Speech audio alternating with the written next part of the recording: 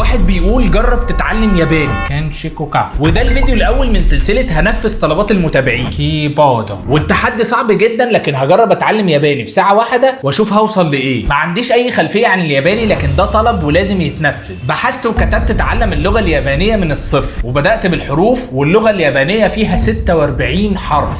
انجاكو قلنا، وفي حاجه اسمها الكاتاكانا وحاجه اسمها الهيراجانا.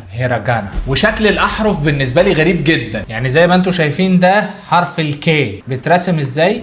وطبعا افضل طريقه تتعلم بيها اللغه هي انك تحفظ كلمات، فبدات احفظ كلمات ياباني وعينك ما تشوف الا النور بقى. كيموشو كينشيكو كاميرا إيا يعني لا. لو في حد ياباني بيتفرج عليا دلوقتي فاكيد انا ضايع، وتقريبا كل اللي قلته ده غلط، سامحوني بقى. لكن صراحه حبيت اللغه وممكن اكمل فيها واتعلمها اكتر. ممكن انا ما اتعلمتش ياباني، بس التجربه كانت ممتعه. يلا سلام.